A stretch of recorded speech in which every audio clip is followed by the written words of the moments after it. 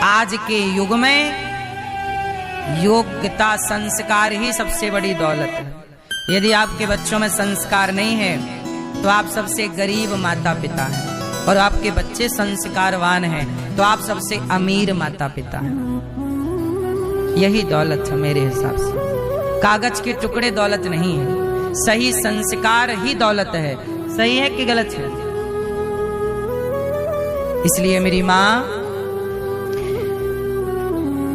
सत्यम नास्ति तपः शौचम, पवित्रता शुद्धि खान पान का थोड़ा ख्याल अच्छा रखा करो। बच्चों पे थोड़ी सी नजर रखा करो। बेटियों को बेटों को भी मैं प्रार्थना करता हूँ कि अपने माँ बाप को धोखा मत दीजिए।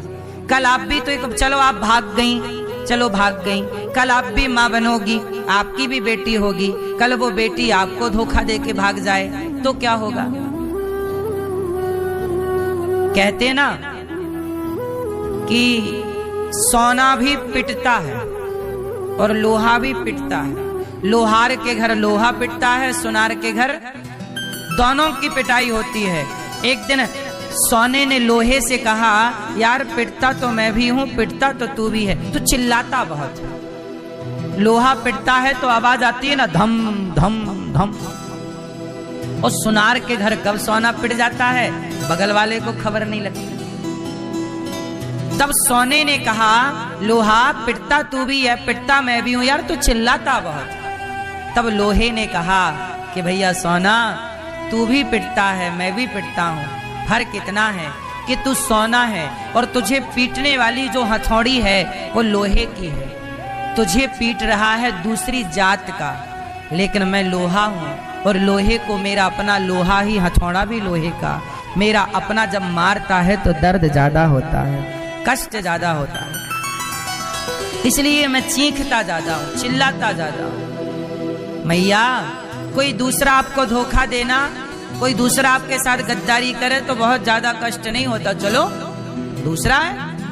पर जब अपने लोग आपको धोखा देते हैं, जिन बच्चों को आपने पाला, जिन बच्चों के लिए आपने सपने देखे, जब वो बच्चे आपको धोखा देते हैं, अपने धोखा देते हैं, तब आपके पांव के नीचे से जमीन खिसक जाती है।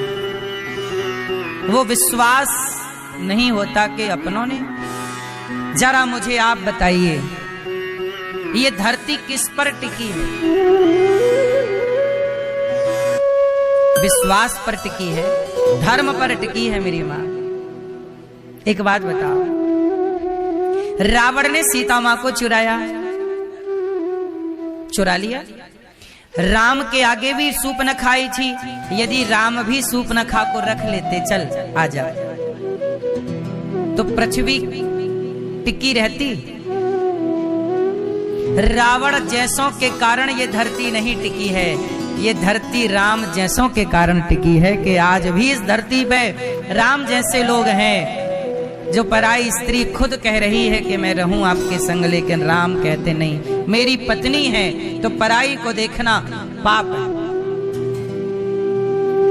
इसलिए दुनिया बेईमानी कर रहे तो करे, दुनिया गलत चले तो चले, पर ये धरती उन बेईमानों के बल पर नहीं टिकी, आप जैसे कुछ अच्छे भले लोगों के बल पर यह धरती टिकी है। यदि आप भी अपना धर्म सत्य छोड़ देंगे तो धरती कहां जाएगी?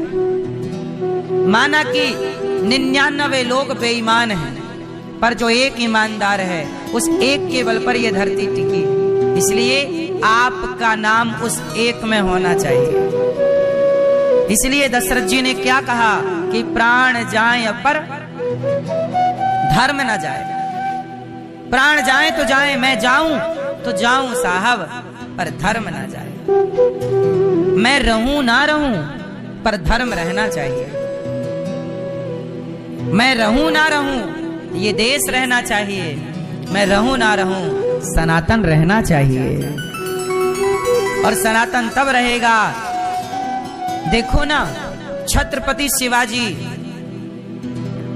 उनके पुत्र छावा,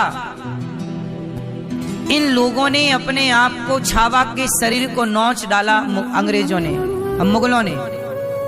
अब बताइए क्या उन्होंने धर्म छोड़ा? गुरु गोविंद सिंह जी के 2 बच्चों को जिंदा दीवार में चुनवा दिया, क्या उनके छोटे छोटे बच्चों ने धर्म छोड़ा? बोलो नहीं। आपके पूर्वज मर गए किसके लिए? कि साहब मुगलों ने तलवारें रखी थी तुम्हारे पूर्वजों की गर्दनों में, मुगलों ने तलवारें रखी तुम्हारे पूर्वजों की गर्दनों में, और क्या कहा कि छोड़ दो सनातन धर्म को, अपना लो। जिन्होंने अपना लिया वो मुसलमान हो गए, जो नहीं अपनाए उन्हीं के बल पर आज सनातन जीवित है, जिंदा है। तलवारें गर्दनों पे रखी हैं, कट गई गर्दनें, बह गया रक्त, धर्म नहीं छोड़ा। इसलिए मेरी माँ इन बेटियों को, आप इन बेटों को कि जो गर्दनें कटवा के भी धर्म नहीं छोड़े, तो आज मैं उस बेटी से सवाल करूं जो किसी मुसलमान लड़के के संग भाग गई अपनी माँ को धोखा देकर, कि बेटा क्या तुमने धर्म किया अपनी माँ के साथ? क्या ये धर्म था? माँ बोली कि महाराज मेरे को बताती, यदि कोई हिंदू होता तो मैं करा देती विवाह, पर वो बांग्लादेश चली गई। अब कहां जाऊं मैं उसे ढूंढने बांग्लादेश? और वो उस लड़की के साथ ब्याह थोड़ी करेगा, उसे उसकी जवानी का स्वाद लेकर के बाद में बाजार में बेच देगा, डाल देगा कोठों में कि जाओ। ये प्यार के नाम पे फंसाई गई लड़कियों का क्या होता है? यही तो होता लव जिहाद में, जो गई सो 2-5 लाख में बेच दी जाती हैं बाजारों में। वहां हिंदुओं की स्थिति क्या है? और प्यार भी हुआ तो देखो, कोई, हम हमेशा आपसे कहते हैं, कोई आपसे प्यार क्यों करेगा? कोई आपसे प्यार, बोलो मेरी माँ, कोई आपसे प्यार क्यों करेगा? आपके पास जवानी है, सामने वाले को जवानी का सुख लेना है, मिलते हैं जवानी का सुख लेते हैं। चिंगम है, मुंह पे रखते हैं, मीठी मीठी लगती है, चबाते हैं, चबाने के बाद जब स्वाद उतर जाता है तो हर लोग, हर व्यक्ति चिंगम को क्या करता है? थूक देता है। ऐसे ही लोग तुम्हारा स्वाद लेके तुम्हें भी थूक देंगे। लव जिहाद, जिन लड़कियों के साथ लव जिहाद में फंसती हैं, क्या होता है? यही होता है। कितनी लड़कियों ने बाद में वीडियो बना के सचेत किया कि बहनों मैं तो फंस गई लव जिहाद, मेरे साथ क्या हुआ। कई लड़कियों ने अपनी दास्तां बताई, लेकिन नहीं समझ में आती बातें। इसलिए सबसे बड़ा पाप है अपने रिश्तों को के साथ गद्दारी करना, दगा करना, धोखा देना। नारद जी कहते हैं कि मैं वृंदावन आया, एक कन्या उदास बैठी, 2 बूढ़े इस तरफ उस तरफ सो रहे। नारद जी ने कहा, देवी तुम कौन हो? कन्या ने कहा, अहम भक्तिरितिख्याता इमौ में तनयौ मतौ ज्ञान वैराग्य नामानौ काल योगेन जर्जरौ। अहम भक्तिरितिख्याता इमौ में तनयौ मतौ। मेरा नाम भक्ति है। मेरा नाम क्या है? ये मेरा बेटा ज्ञान और वैराग्य है।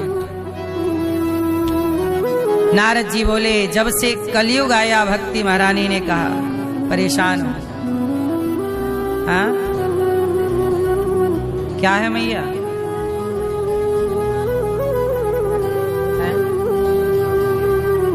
जाओ देखो क्या है।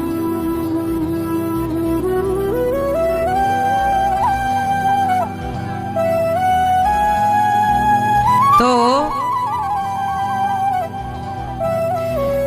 नारद जी ने भक्ति महारानी से कहा कि भागवत सुनो।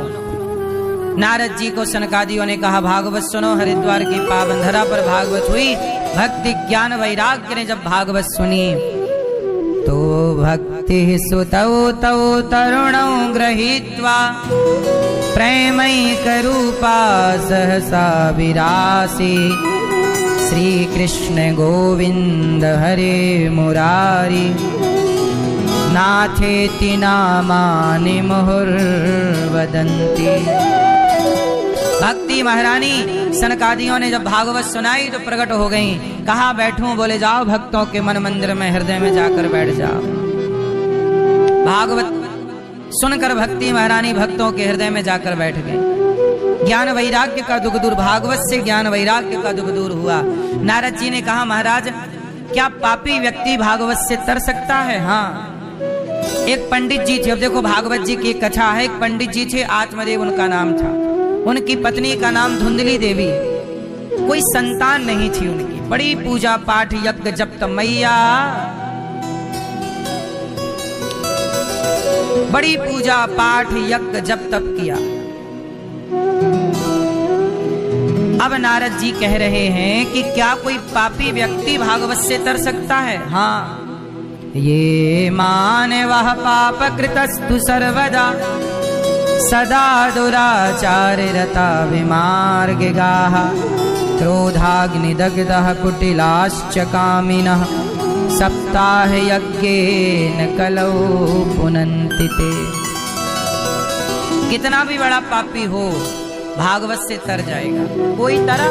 कोई तरह। हाँ। एक पंडित जी थे, सुनो। आत्मदेव नाम के एक पंडित जी थे। उनकी पत्नी का नाम था श्रीमती धुंधली देवी। तुंगभद्रा नदी के तट पर एक पंडित जी थे। पत्नी बड़ी अच्छी थी। आत्मदेव जी बड़ी पूजा पाठ करते थे। उनके कोई संतान नहीं थी। बड़ी पूजा की कि बेटा हो बेटी हो। अच्छा एक बात बताओ, बेटा हो बेटी हो ये अच्छी बात है कि हो, पर यदि किसी के बेटा ना हो बेटी ना हो तो उसे क्या करना चाहिए? किसी को बेटी बेटा ना हो तो उसे क्या करना चाहिए? क्या करना चाहिए? और जिसके बेटा बेटी हो वो क्या करे?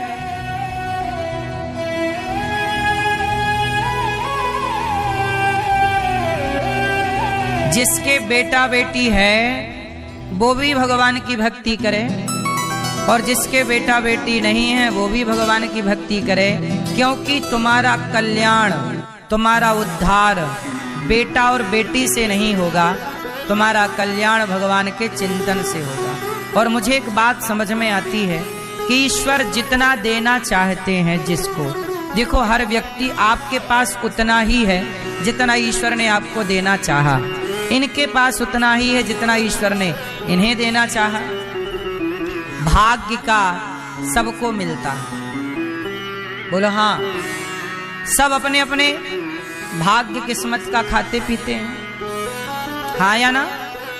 आपके पड़ोस में, आपके मोहल्ले में 20-25 घर हैं, 50 घर हैं, 100 घर हैं, लेकिन सबकी स्थितियां अलग अलग हैं। ए भैया उठा के ना इनको अलग कर दीजिए।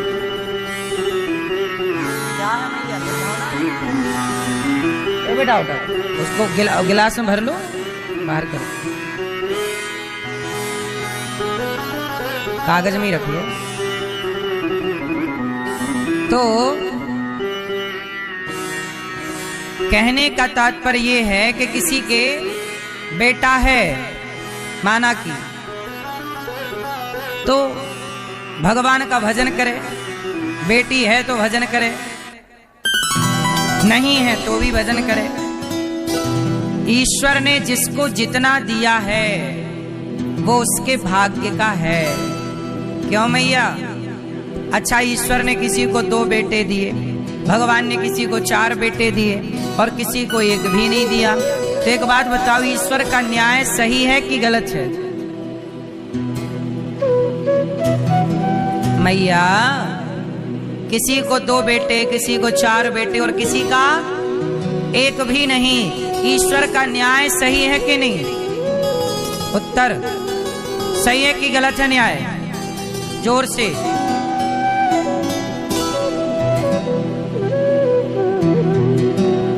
हम लोग कितनी गलतफहमी में जीते हैं। ईश्वर का न्याय सदा सही ही होता है।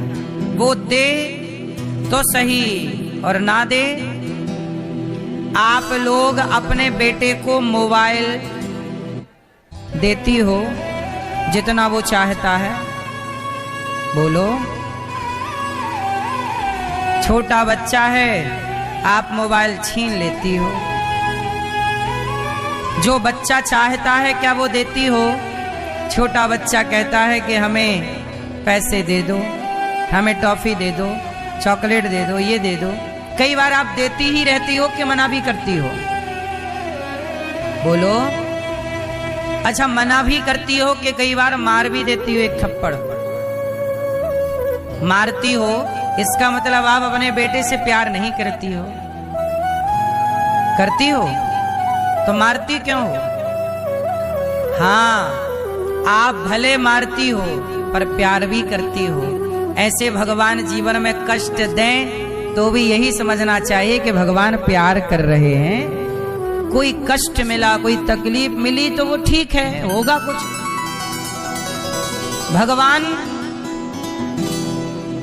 भगवान जिन्होंने आपको बनाया। अच्छा, एक बात बताओ, आपको बेटा दिया ना भगवान ने, तो बेटा आपका हुआ कि भगवान का हुआ? किसका हुआ? और आपको बेटा नहीं दिया भगवान ने, तो ये निर्णय आपका हुआ कि ईश्वर का? इसलिए ईश्वर के हर निर्णय में यदि आप प्रसन्न हैं तो कोई समस्या नहीं है। समस्या तब है जब आप अपनी उंगली घुसाते हो कि नहीं जी, भगवान की इच्छा नहीं, मेरी इच्छा, मैं क्या चाहती हूं वो लाओ। नहीं, हम एक उदाहरण से समझाता हूं आपको। एक बात बताओ, मेरी माँ है, बहुत ध्यान से सुनना, मेरी माँ है, मेरी माँ के पेट में मैं आया और माँ के पेट में मैं 9 महीने तक रहा। फिर 9 महीने बाद मैं माँ के पेट से बाहर आया और बाहर आने के बाद मैंने माँ का दूध पिया, माँ ने मुझे पाला पोसा। लेकिन एक बात बताओ कि आज यहाँ बैठकर अनिरुद्धाचार्य अपनी माँ की सेवा ज्यादा कर रहा है कि समाज की सेवा ज्यादा कर रहा है? बोलो जोर से, जोर से। समाज की। भगवान ने मेरी माँ को, ध्यान से सुनना इस लाइन को, भगवान ने मेरी माँ को जो बेटा दिया वो माँ के लिए नहीं दिया, समाज के लिए दिया। इसलिए दास समाज के काम आ रहा है। 300 माताएं यहाँ हैं, 30,000 भक्त भोजन करते हैं। अच्छा, एक बात बताओ, मैं जिस दिन माँ के पेट में आया तो आज यहाँ बैठकर आपको कथा सुनाऊंगा। इस शरीर से भगवान ये सारे काम कराएंगे। ये उसी दिन तय हुआ होगा कि नहीं जब मैं माँ के पेट में आया होऊंगा? बोलो। इसका मतलब ये है कि तुम्हारे बेटे से भगवान को कुछ कराना होता है तो तुम्हें बेटा दे देते हैं, कुछ नहीं कराना होता तो भगवान नहीं देते। इसलिए दे रहे हैं तो उनको कुछ कराना, नहीं दे रहे हैं तो उन्हें नहीं कराना। तो वो इच्छा आपकी और मेरी नहीं है। मैं अपनी इच्छा से यहाँ नहीं बैठा और मैं अपनी इच्छा से ये कुछ नहीं कर रहा हूँ। मेरे पीछे कोई शक्ति है, परमात्मा है, वो परमात्मा कृपा करते हैं तब यहाँ पर इतने सारे कार्य चल रहे हैं, वरना किसी एक व्यक्ति के बस का ये काम। अब गौरी गोपाल आश्रम में 300 माताएं हैं, 150 बच्चे यहाँ निःशुल्क पढ़ते हैं। आपकी कलश यात्रा जहाँ से आप लाए ना, वहाँ गुरुकुल है, वहाँ 150 बच्चे हैं। निःशुल्क बच्चों का रहना, खाना, पढ़ना, लिखना निःशुल्क है। आप अपने एक बच्चे को पढ़ाते हो तो कई बार फीस जमा करने के लिए पैसे नहीं होते। आपके घर पे 4 मेहमान ज्यादा आ जाएं तो बजट बिगड़ जाता है। यहाँ 30,000 लोग रोज आते हैं और सबको भरपेट, 150 बच्चे, 400 से ज्यादा गैया है, 125 से ज्यादा नंदी है। यहाँ पर हजारों संत आते भोजन करने के लिए, अखंड भोजन चल रहा है। ये क्या एक व्यक्ति, एक इंसान के बस का है? नहीं मेरी माँ। अर्जुन लड़ रहे थे महाभारत, लेकिन वो महाभारत अर्जुन के बस का नहीं था। अर्जुन के पीछे एक शक्ति थी जो कृष्ण के रूप में खड़ी थी, और वो कृष्ण का साथ अर्जुन को मिलता गया और वो अर्जुन महाभारत जीतते चले गए। आप यदि जीवन में कामयाब होते चले गए तो इस बात का घमंड ना पाल लेना कि मैं सफल हो गया ना, ईश्वर ने आपसे ये काम करवाया है, उन्होंने आपको यहां तक पहुंचाया है। मोदी जी से ये सारे काम करवाने थे भगवान को, इसलिए भगवान ने उन्हें प्रधानमंत्री के पद पर बिठा दिया। भगवान को अनिरुद्धाचार्य से ये काम करवाने थे तो भगवान ने यहां बिठा दिया। अब हमारे यजमान परिवार हैं। अब देखिए ना, हमारे श्री राम किशन जी हैं और भैया श्री सत्यनारायण जी हैं। इन लोगों से ये काम करवाना था, भागवत सुनवाना था, आप लोगों तक भागवत पहुंचानी थी, आपको वृंदावन तक लाना था। इसलिए भगवान ने इनको चुना, राम श्री राम किशन जी को, सत्यनारायण जी को, मैया कमला मैया को। इनके द्वारा ये काम ईश्वर ने अपना करवा लिया। अब आप कहें कि नहीं मैंने किया, नहीं, ईश्वर ने आपसे ये काम, जैसे हनुमान जी। अच्छा एक बात बताओ, संजीवनी बूटी हनुमान जी ना लाते तो लक्ष्मण जी बचते कि मर जाते? मैया बोलो मेरी मां, हनुमान जी संजीवनी बूटी ना लाते तो लक्ष्मण जी मर जाते कि बच जाते? जोर से ये मैया, मर जाते? क्या होते? बोलो। नहीं मरते। संजीवनी बूटी नहीं आती तो कैसे? सुनो, हनुमान जी संजीवनी बूटी ना लाते तो भी लक्ष्मण जी बच जाते। क्यों? क्योंकि हनुमान जी गए, लाए। कौन ताकत दे रहा है पहाड़ उठाने की? आपको क्या लग रहा हनुमान जी लाए? ना साहब, हनुमान जी पर राम कृपा ना करते तो कोई बंदर पत्थर पहाड़ उठा सकता है? इसलिए कई बार आपको ये अभिमान आ जाता है कि मैं कर रहा हूं, पर आप भूल जाते हैं कि मैं नहीं, मेरे से भगवान ये अच्छा काम करवा रहे हैं। ईश्वर हैं आपके साथ जो आपसे ये काम, इससे ये पता चलता है कि ईश्वर हर वक्त आपको देख रहे हैं। इसलिए आप ईश्वर की निगरानी में, इसलिए दास अनिरुद्ध हर समय ये देखता है कि मुझे ईश्वर देख रहे हैं हर तरफ से, क्योंकि ये काम कोई इंसान नहीं कर सकता, भगवान ही चाहेंगे तब होगा। बस हम और आप निमित्त बन जाते हैं, लेकिन घमंड आने पर हम स्वयं को कर्ता मान लेते हैं कि जी मैं कर रहा हूं। इसी अभिमान को अपने से जो दूर रख पाता है उसे प्रभु स्वीकार कर लेते हैं, और जो अभिमान में चला गया फिर वो भटकता रहता। इसलिए बेटा मिल जाए तो खुश रहा करो, और ना मिले बेटा खुश रहा करो। हर परिस्थिति में प्रसन्न रहना। मेरी और आपकी हैसियत इस धरती पे कुछ भी नहीं है। बोलो हाँ। अच्छा एक बात बताओ, इस धरती पर मेरी औकात क्या है? क्या है? मैं कौन हूं इस धरती पे? ये गुलाब में कितनी सारी पंखुड़ियां हैं, इन पंखुड़ियों में से एक पंखुड़ी मैंने निकाल ली।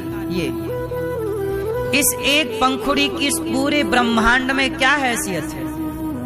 एक पंखुड़ी। जैसे इस एक तिनके की इस पूरे ब्रह्मांड में एक तिनके की क्या हैसियत है, ऐसे हमारी और आपकी उस तिनके से ज्यादा किसी की औकात थोड़ी है इस धरती पे। आप मान रहे हैं अपने को 30 मार्खा मान रहे हैं कि मैं ये मैं वो, मानते रहिए, पर आपकी हैसियत इस तिनके से ज्यादा, मेरी हैसियत इस तिनके से ज्यादा, मैं मान कितना भी लूं। बात सही है कि गलत है? इसलिए मेरी मां बिना अभिमान के जो ईश्वर देते हैं बेटा देते हैं नहीं देते हैं, हर परिस्थिति पर ईश्वर की कृपा का अनुभव करना चाहिए और बचा हुआ जीवन भगवान के हवाले करना चाहिए, समाज की सेवा करना चाहिए।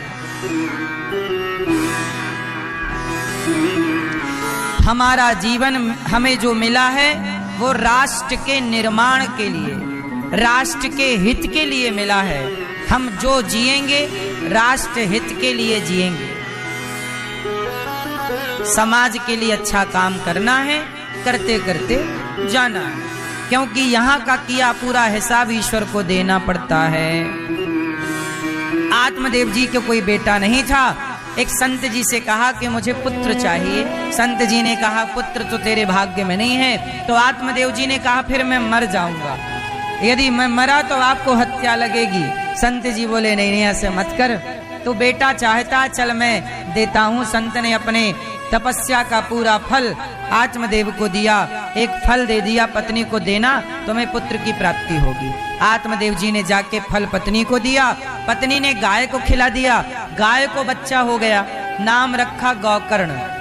धुंधली की बहन को बच्चा हुआ, पैसे से खरीद लिया, नाम रखा धुंधकारी। अब धुंधकारी और गाय का बच्चा हुआ गौकर्ण। दोनों बच्चे बड़े हुए, गौकर्ण जी बड़े हुए, धुंधकारी बड़ा हुआ। दोनों जब बड़े हुए तो धुंधकारी बड़ा दुष्ट निकला। आत्मदेव जी क्या कह रहे थे, बेटा चाहिए, और अब बेटा मिल गया तो बड़ा होके बेटा डंडे से मारता है। ले ले ले। आत्मदेव जी रो रहे हैं, हे भगवान ये कैसा बेटा दिया।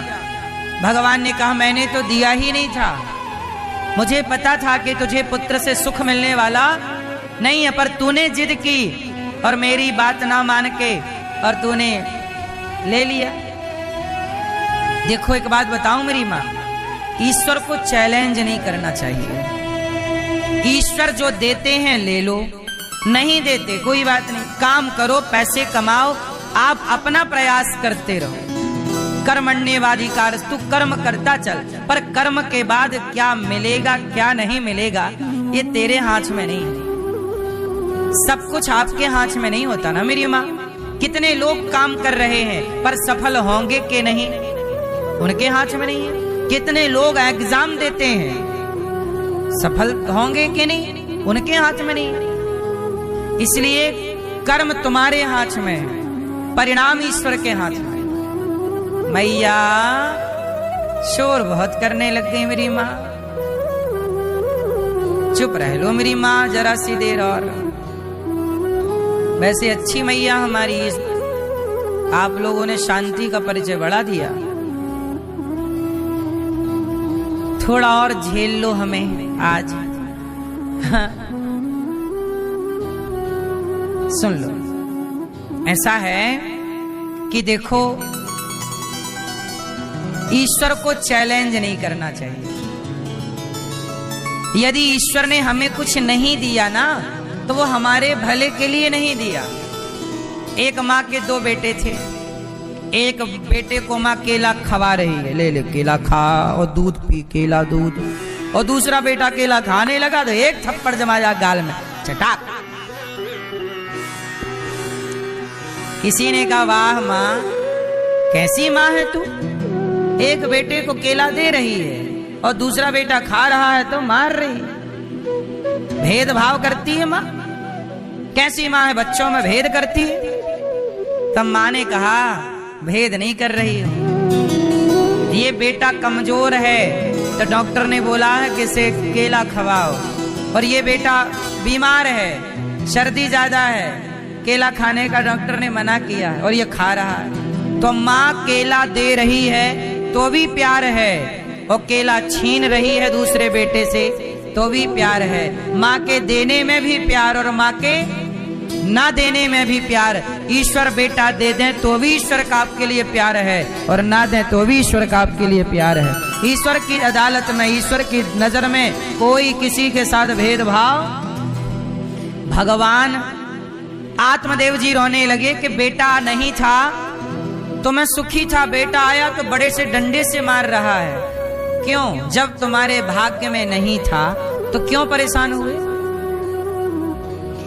जो भाग्य में ना हो मेरी माँ।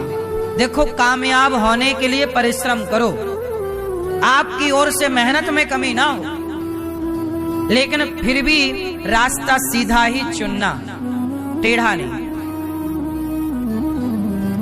मन माना आचरण। उदाहरण से मैं आपको बताऊं मैं क्या समझाना चाहता हूं, अब स्पष्ट आपको हो जाएगा। अयोध्या के राजा बनेंगे राम, बोलो हाँ। पर कैकई ने ईश्वर को चैलेंज दे दिया कि नहीं, राम नहीं बनेगा, मेरा बेटा बनेगा। और कैकई ने राम को षड्यंत्र के तहत वनवास भेजा, और कैकई ने भरत के लिए रास्ता साफ कर दिया, मेरा बेटा राजा। लेकिन बताओ, कैकई ने योजना बनाई, कैकई ने षड्यंत्र रचा, लेकिन क्या उस योजना में, उस षड्यंत्र में कैकई मां पास हुई? क्या भरत राजा बने? भरत जी ने मना कर दिया, मैं राजा नहीं बनूंगा। लेकिन आपने चैलेंज दे दिया ईश्वर को। ईश्वर का विधान क्या था कि राम राजा बने, लेकिन आपने ईश्वर के विधान में उंगली घुसा दी और तिगड़म खेल लिया। क्या हुआ? कैकई मां ने, आज तक कोई बाप अपनी बेटी का नाम कैकई नहीं रखता। क्यों रखता है? कौशल्या रखते हैं नाम। कौशल्या नाम की 1000 लड़की होगी, सुमित्रा नाम की 1000 स्त्री होगी, पर कैकई नाम कोई नहीं रखता अपनी बेटी का। कैकई का नाम भी लेना छोड़ दिया लोगों ने, क्योंकि उन्होंने ईश्वर को चैलेंज कर दिया।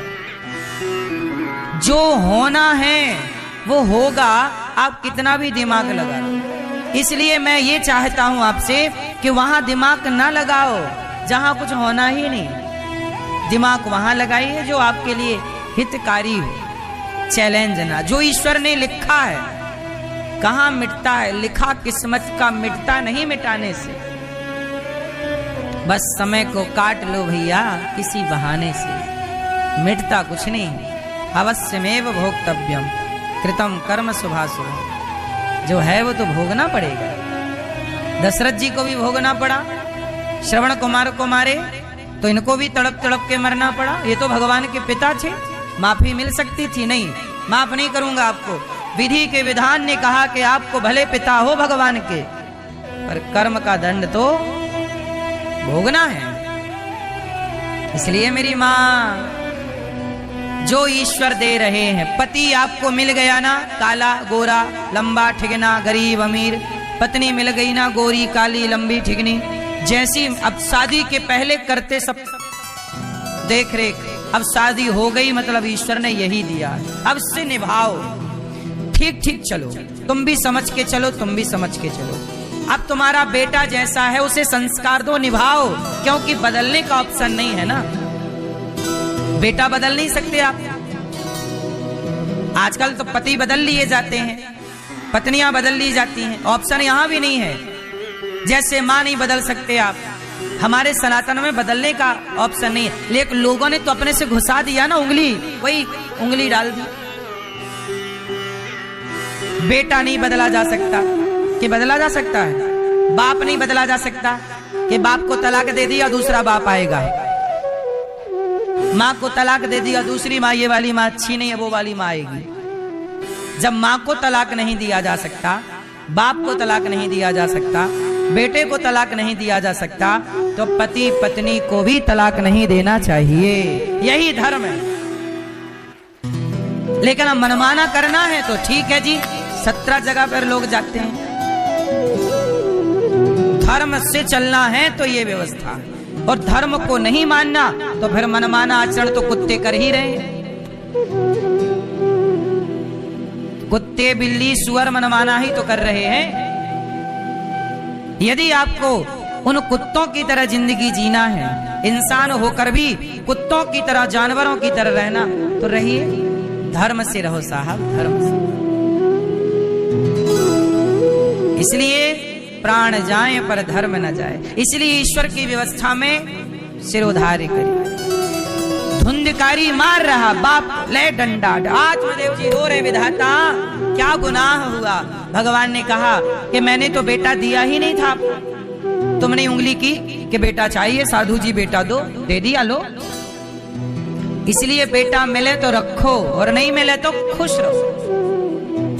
परेशान अब कुछ लोग रोते रहते, बेटा नहीं है, बेटा नहीं। कर तो लिया ना, डॉक्टरों को दिखा लिया, सारा प्रयास कर लिया, नहीं मिला, मतलब ईश्वर की मर्जी है कि ना हो तो ठीक है। तेरे फूलों से भी प्यार, तेरे कांटों से भी प्यार, खुश रहो। मीराबाई के भी तो बेटा नहीं हुआ, वो थोड़ी रोई के बेटा नहीं है, बेटा हे भगवान तेरी इतनी बड़ी भक्त हूं, तूने बेटा नहीं दिया।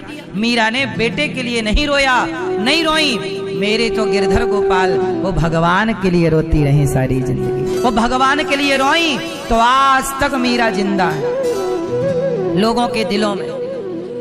बेटे के लिए रोती तो कौन जान रहा पड़ोसी को। इसलिए मेरी माँ, बेटे को पाना कामयाबी नहीं है, मानव शरीर पाकर भगवान को पाना कामयाबी है। इसलिए जो आंसू बेटे के लिए, वो आंसू भगवान के लिए बहे तो ज्यादा बेहतर होगा आपके लिए। भगवान करे आपको बेटा मिल जाए। हम तो कहते हैं आपके 20-25 बेटे हों, क्या दिक्कत है, खूब बेटे हों आपको, पर ना हो तो रोने का नहीं, परेशान होने का नहीं। क्यों मैया 20-25 हो तो भी क्या बुराई है, लेकिन रोइएगा मत। धुंधकारी ने मारा अपनी माँ को, बाप को मारा, बाप आत्मदेव जी को गोकर्ण जी ने समझाया। देहेस्थि मांस रुद्रे विमतम त्यजत्वम जाया सुतादिषु सदा ममताम विमुंचि पश्यानिसम जगदिदम क्षणभंग निष्ठम वैराग्य राग रसिको भव भक्ति निष्ठा। गोकर्ण जी समझा रहे हैं, पिताजी धर्मम भजस्व सततम त्यज लोक धर्मान सेवस्व साधु पुरुषान जय काम तृष्णा। पिताजी धर्मम भजस्व सततम, धर्म का चिंतन करिए, सेवस्व साधु पुरुषाम जय काम तृष्णा, इच्छाओं का त्याग करके और फिर सेवा करिए। सेवा कथा रसमहो नितराम पिबत्वम। अच्छा एक बात बताओ, जीवन का परम लाभ क्या है? मैया पैसा कब सफल होगा? जब पैसे से घर बना लिया जाए, खेत खलिहान खरीद लिए जाएं, गाड़ी मोटर खरीद ली जाए, या पैसे से किसी भूखे को रोटी दे दी जाए। आपको क्या लगता है पैसा कब सार्थक होता है, कब सफल होता है? कब मेरी माँ? पैसा आपके पास है, पर पैसा कौन है? लक्ष्मी। और लक्ष्मी माँ तब प्रसन्न होती हैं। अच्छा एक बात बताओ, आपके पास गाड़ी है, घर है, कपड़े हैं, सब है, लेकिन समाज में कुछ लोग ऐसे हैं जिनके पास रोटी नहीं है, भरपेट भोजन नहीं है, कपड़े नहीं है। एक बात बताओ, आप लक्ष्मी को क्या मानते हो? लक्ष्मी आपकी क्या लगती है? बोलो। माँ मेरी क्या लगती है? लक्ष्मी हमारी ओम जय लक्ष्मी माता, नहीं आप आरती गाते, लक्ष्मी हमारी, जोर से मेरी माँ। आप लक्ष्मी के बेटे बेटी हो के नहीं हो ना?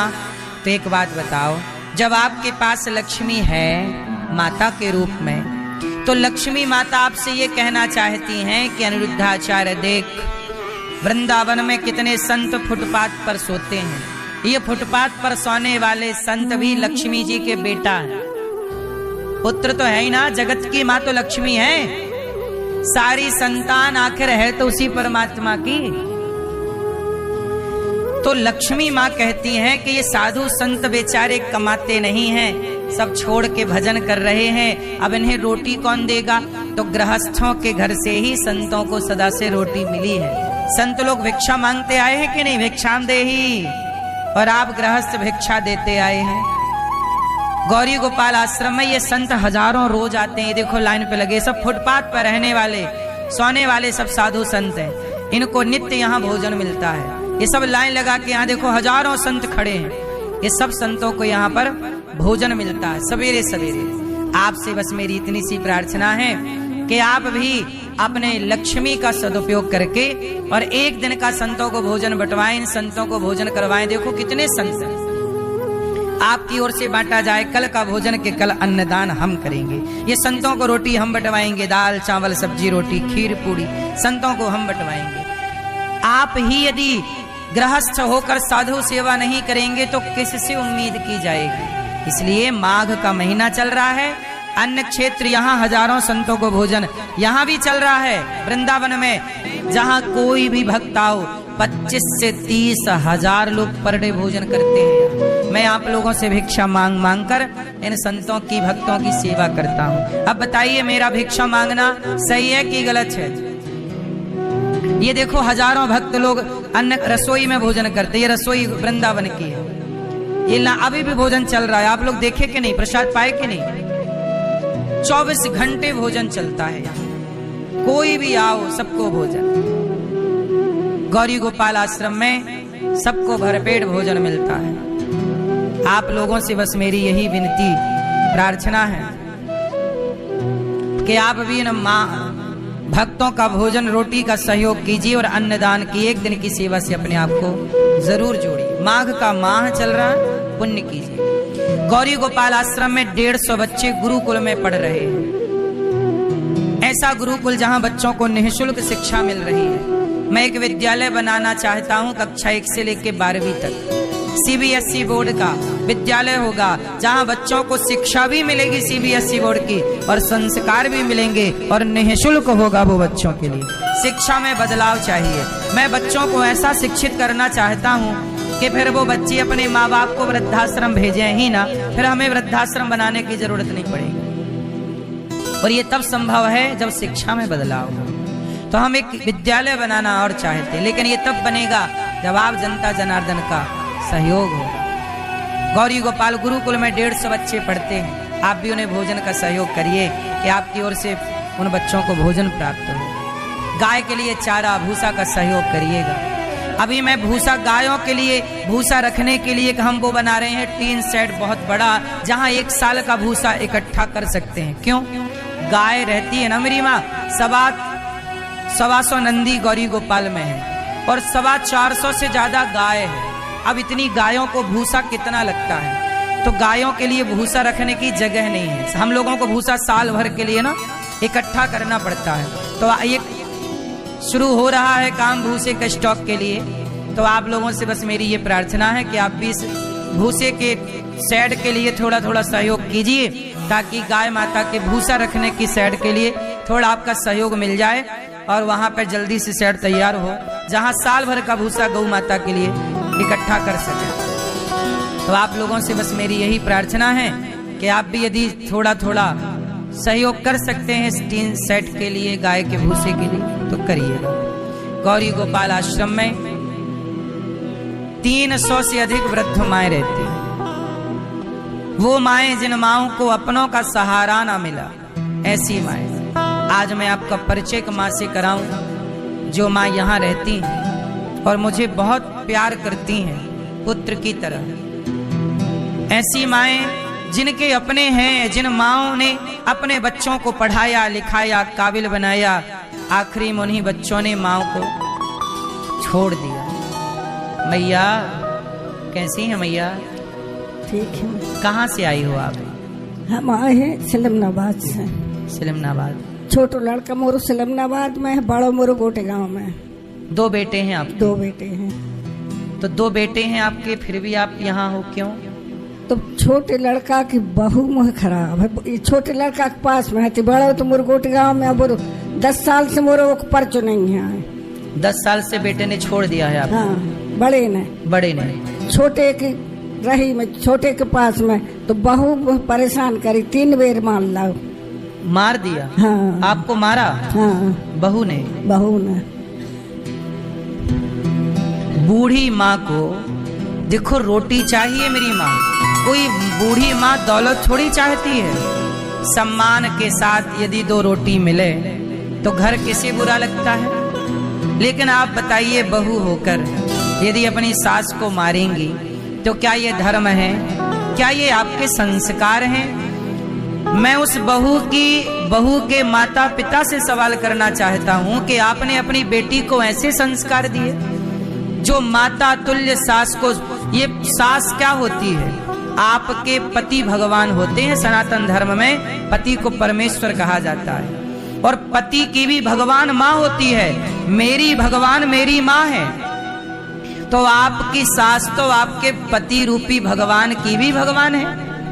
यदि आप उसे मारते हैं तो ये आपका संस्कार नहीं है, और ये गलती उस बहू की नहीं है, बहू के दिए गए उनके माँ बाप के संस्कार, जिन्होंने ठीक संस्कार नहीं दिए। ऐसी बेटी तुमने तैयार कर दी जो बड़ों पे हाथ उठाती है। चलो ये माँ तो यहाँ आ गई, लेकिन तुमने यदि 3 बार माँ को मारा है तो इस मारने का हिसाब तो ईश्वर भी आपसे मांगेंगे ना, कि तुम क्या ये बड़ों को मारना क्या यह धर्म है? क्या अपने माँ पे हाथ उठाना ये किसी भी बेटी या किसी भी बेटे का धर्म है? तुम्हारा भी कल बेटा होगा, तुम्हारी भी कल बहू आएगी। क्या सिखाओगी कि मैंने अपनी सास को मार के निकाल दिया था? यही पाठ पढ़ाओगी अपनी आने वाली बहू को? ईश्वर सब देखते हैं मेरी माँ। ईश्वर से थोड़ा, धर्म से थोड़ा चलना चाहिए। थोड़ा डर के चलो साहब, देखने वाला है तुम्हें जो कोई देख रहा है, मन माना ना करो। अब देखो 2 बेटे हैं और मैया को कोई रोटी देने को तैयार नहीं। मैया आप जब यहाँ आई तो बेटे ने नहीं बोला कि माँ गलती हो गई?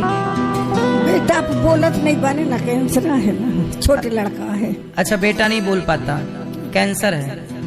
बहू ही बोलती रहती है। बहू है तो बहू नहीं बोली, बकाए के बोल है। तो बहू ने आपको नहीं बोला कि अच्छा गलती हो गई आओ? नहीं बोला। 2 बेटे हैं मैया के। एक बेटे ने 10 साल पहले ही छोड़ दिया और एक बहू के पास थी तो मार करके निकाल दिया। अब बताओ ये बूढ़ी माँ कहाँ जाए? कोई मैया रिश्तेदार, कोई परिवार, कोई साथ नहीं देता। हम कोई कहा नहीं कह, क्या मतलब है? कोई कहाँ कह देना रहेंगे हम? जब बताओ कोई हमारा कितना साथ दे हैं? ईश्वर ये है क्या तो प्राण ताज है या अपनो आश्रम में रहे, जान खो सकती है। जब अपनों ने साथ नहीं दिया तो दूसरे क्या साथ देते। इसलिए मैया यहाँ आई।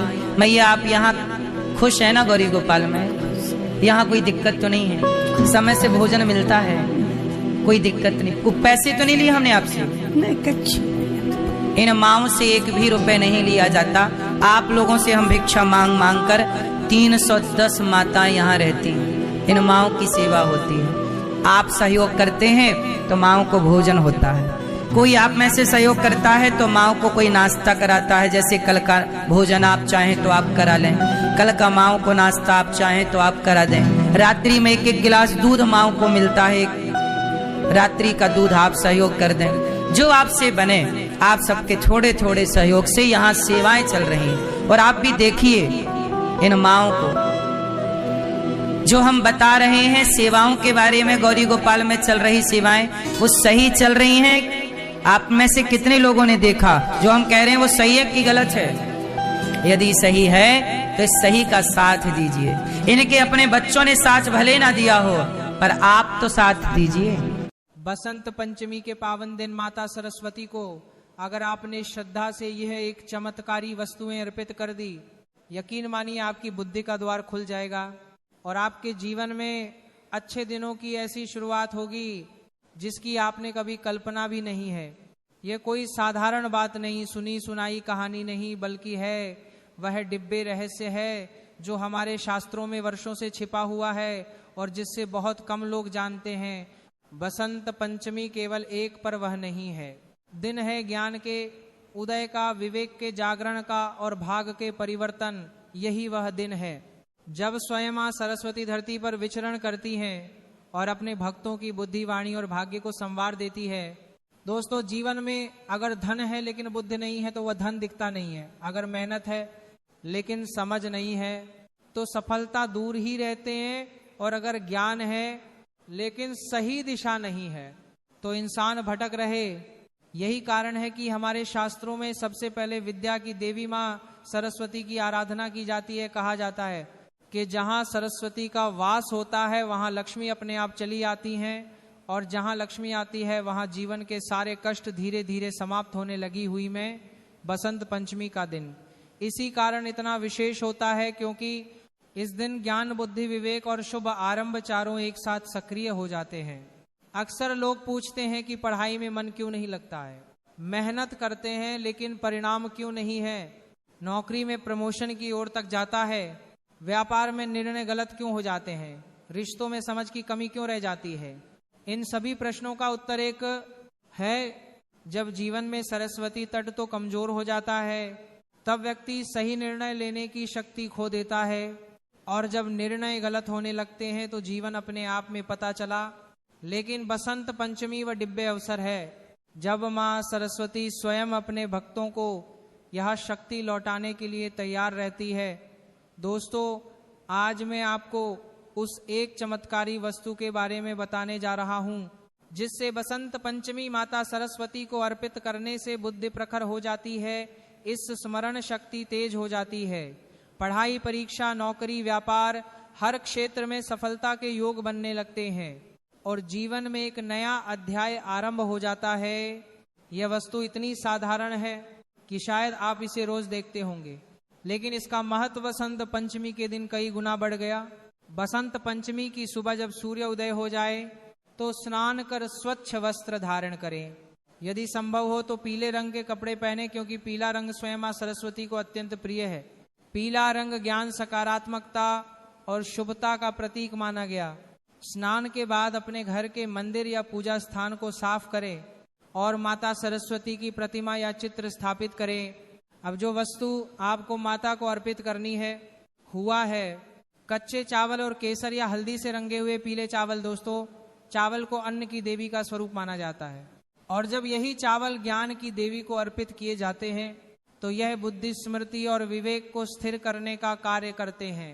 इन चावलों को हाथ में लेते समय मन पूरी तरह शांत रखें और अपने मन में केवल यही भावना रखें, हे माँ सरस्वती, मेरी बुद्धि को शुद्ध कर दीजिए, मेरे जीवन में सही निर्णय लेने की शक्ति भर दी है, मेरे बच्चों को ज्ञान का आशीर्वाद दीजिए और मेरे जीवन में अच्छे दिनों का आरंभ कर दी है। अब इन पीले चावल को माता सरस्वती के चरणों में अर्पित की। आगे पढ़े करते समय यदि आप बस इतना ही कह दें कि वे माँ मुझे ज्ञान को ज्ञान दीजिए, मुझे भ्रमित व विवेक दीजिए, तो भी माता की पुकार सुन ली थी। इसके बाद माँ सरस्वती के सामने घी का दीपक जलाएं और कुछ देर शांत मन से बैठ जाएं। इस समय न कोई जल्दबाजी करे, न कोई मांगों की सूची बनाए, बस माता की उपस्थिति को महसूस हो रहा है। दोस्तों, कहा जाता है कि बसंत पंचमी के दिन मां सरस्वती की कृपा इतनी सी भूल होती है कि अगर कोई सच्चे मन से उन्हें पुकार ले तो उसकी वाणी में मधुरता, सोच में बसंत पंचमी। इस दिन माता सरस्वती की कृपा केवल पढ़ाई या परीक्षा तक सीमित नहीं रहे, बल्कि एक कृपा जीवन के हर उस क्षेत्र में प्रवेश करती है जहां निर्णय, समझ और विवेक की आवश्यकता होती है। बहुत से लोग सोचते हैं इस सरस्वती केवल विद्यार्थियों की देवी हैं, लेकिन यह आधा सत्य हैं। वास्तव में मां सरस्वती हर उस व्यक्ति की देवी हैं जो अपने जीवन में आगे बढ़ना चाहता है, जो सही और गलत के बीच अंतर करना चाहता है, जो अंधेरे से बाहर निकलकर प्रकाश की ओर बढ़ना चाहता है। जब माता की कृपा होती है तो व्यक्ति के शब्दों में वजन आ जाता है, उसकी बातों में असर आ जाता है और उसकी सोच में स्थिरता जाती है। आपने देखा होगा कि कई लोग कम पढ़े लिखे होने के बावजूद जीवन में बहुत ऊंचाइयों तक पहुंच जाते हैं, वहीं कई लोग बहुत पढ़े लिखे होकर भी संघर्ष करते रहे थे। इसका कारण यही है कि केवल किताबी ज्ञान ही पर्याप्त नहीं होता, बल्कि उस ज्ञान को सही समय पर सही जगह उपयोग करने की बुद्धि चाहिए होती है। यही बुद्ध की माँ सरस्वती देती हैं। बसंत पंचमी के दिन माता को अर्पित किया गया आए छोटा सा प्रसाद उसी दिव्य बुद्धि को जागृत करने का माध्यम बन जाता है। दोस्तों, शास्त्रों में यह भी बताया गया है कि बसंत पंचमी के दिन माता सरस्वती का वाहन हंस अत्यंत सक्रिय होता है। हमको विवेक का प्रतीक माना जाता है, क्योंकि हुआ है बसंत पंचमी के दिन माता सरस्वती की कृपा केवल पढ़ाई या परीक्षा तक सीमित नहीं रहती, बल्कि यह कृपा जीवन के हर उस क्षेत्र में प्रवेश करती है जहां निर्णय, समाज और विवेक की आवश्यकता होती है। बहुत से लोग सोचते हैं इस सरस्वती केवल विद्यार्थियों की देवी हैं, लेकिन यह आधा सत्य है। वास्तव में माँ सरस्वती हर उस व्यक्ति की देवी हैं जो अपने जीवन में आगे बढ़ना चाहता है, जो सही और गलत के बीच अंतर करना चाहता है, जो अंधेरे से बाहर निकलकर प्रकाश की ओर बढ़ना चाहता है, जब माता की कृपा होती है तो व्यक्ति के शब्दों में वजन आ जाता है, उसकी बातों में असर आ जाता है और उसकी सोच में स्थिरता आ जाती है। आपने देखा होगा कि कई लोग कम पढ़े लिखे होने के बावजूद जीवन में बहुत ऊंचाइयों तक पहुंच जाते हैं, वहीं कई लोग बहुत पढ़े लिखे होकर भी संघर्ष करते रहे थे। इसका कारण यही है कि केवल किताबी ज्ञान ही पर्याप्त नहीं होता, बल्कि उस ज्ञान को सही समय पर सही जगह उपयोग करने की बुद्धि चाहिए होती है। यही बुद्धि माँ सरस्वती देती हैं। बसंत पंचमी के दिन माता को अर्पित किया गया है। छोटा सा प्रसाद उसी डिब्बे बुद्धि को जागृत करने का माध्यम बन जाता है। दोस्तों, शास्त्रों में यह भी बताया गया है कि बसंत पंचमी के दिन माता सरस्वती का वाहन हंस अत्यंत सक्रिय होता है। हंस को विवेक का प्रतीक माना जाता है, क्योंकि हुआ है दूध और पानी को अलग कर लेता है। इसी प्रकार जब माँ सरस्वती प्रसन्न होती हैं, वह अपने भक्तों को यह शक्ति देती हैं कि वह जीवन में सही और गलत को पहचान सके। जब यह पहचान आ जाती है, जब पहचान, तो गलत रास्ते अपने आप छूटने लगते हैं और सही रास्ते अपने आप खुलने लगते हैं। अगर आपके जीवन में बार बार गलत फैसले हो रहे हैं, अगर आप लोगों पर जल्दी भरोसा कर लेते हैं और बाद में धोखा मिलता है, अगर आप मेहनत तो बहुत करते हैं लेकिन सही दिशा नहीं मिल पा रही है, तो समझ लीजिए कि आपके जीवन में सरस्वती तत्व कमजोर हो गया है। बसंत पंचमी का ये उपाय उसी तत्व को पुनः जागृत करने का अवसर देता है। इस दिन माता को अर्पित किए गए पीले चावल केवल अन्न नहीं होते, वे आपके जीवन की दिशा बदलने वाले बीज होते हैं। भी कहा गया है कि बसंत पंचमी के दिन जो व्यक्ति सच्चे मन से माता सरस्वती से यह प्रार्थना करता है कि है माँ, मुझे इतना ज्ञान दो कि मैं किसी का अहित न करूं, और इतना विवेक दो कि मैं अपने जीवन को सही दिशा दे सकूं, तो माता उसकी यह प्रार्थना कभी खाली नहीं लौटाते। कई बार इसका परिणाम तुरंत दिखने लगता है और कई बार यह धीरे धीरे आपके जीवन में स्थायी परिवर्तन के रूप में प्रकट होता है। दोस्तों, इस दिन एक और बात बहुत महत्वपूर्ण होती है और वह मौन और शुद्ध पानी कोशिश करें कि बसंत पंचमी के दिन अनावश्यक बातें न करें, झूठ न बोलें और किसी की निंदा न करें। माना जाता है कि इस दिन बोला गया हर शब्द बहुत जल्दी फल देता है, इसीलिए शब्दों की शुद्धता अत्यंत आवश्यक है। जब आप माता सरस्वती की पूजा करते हैं और फिर दिन भर संयमित वाणी रखते हैं, तो आपकी वाणी में एक अद्भुत आकर्षण आने लगता है। बहुत से साधक अनुभव करते हैं कि इस उपाय को करने के बाद उनके बोलने का तरीका बदल गया, लोग उनकी बात ध्यान से सुनने लगे, इंटरव्यू में चयन हो गया, मीटिंग में उनकी बात मानी जाने लगी। ये सब माँ सरस्वती की कृपा का ही परिणाम होता है, क्योंकि जब देवी आपकी वाणी में वास कर लेती है तो आपके शब्द साधारण नहीं रहते, वे प्रभावशाली बन जाते। बसंत पंचमी का यह दिन नए कार्यों की शुरुआत के लिए भी अत्यंत शुभ माना गया है। अगर आप कोई नया काम शुरू करना चाहते हैं, नई पढ़ाई शुरू करना चाहते हैं, कोई नया संकल्प लेना चाहते हैं, तो माता सरस्वती को ये चमत्कारी वस्तु अर्पित करने के बाद अपने मन में उस कार्य का संकल्प जरूर लें। ऐसा माना जाता है कि इस दिन लिया गया संकल्प बहुत जल्दी सिद्ध होता है, क्योंकि उसके पीछे स्वयं देवी की शक्ति काम करती है। दोस्तों, जीवन में अच्छे दिन केवल संयोग से नहीं आते, वे सही समय पर किए गए सही कर्मों से आते हैं। बसंत पंचमी वह सही समय है और माता सरस्वती की पूजा वह सही कर्म है। अगर आपने इस दिन माँ को प्रसन्न कर लिया तो समझ लीजिए कि आने वाले समय में आपके जीवन की राह आसान होने वाली है। अटकाव धीरे धीरे दूर होंगे, भ्रम मिटेगा और आपके भीतर एक नई ऊर्जा का संचार होगा। इसलिए इस बसंत पंचमी को केवल एक पर्व की तरह न बनाएं, बल्कि इसे अपने जीवन को संवारने का अवसर मानिए। माँ सरस्वती को श्रद्धा से व चमत्कारी वस्तु अर्पित कीजिए, मन से प्रार्थना कीजिए। बसंत पंचमी के पावन दिन माता सरस्वती को अगर आपने श्रद्धा से यह एक चमत्कारी वस्तुएं अर्पित कर दी, यकीन मानिए आपकी बुद्धि का द्वार खुल जाएगा और आपके जीवन में अच्छे दिनों की ऐसी शुरुआत होगी जिसकी आपने कभी कल्पना भी नहीं है। यह कोई साधारण बात नहीं, सुनी सुनाई कहानी नहीं, बल्कि है वह दिव्य रहस्य है जो हमारे शास्त्रों में वर्षों से छिपा हुआ है और जिससे बहुत कम लोग जानते हैं।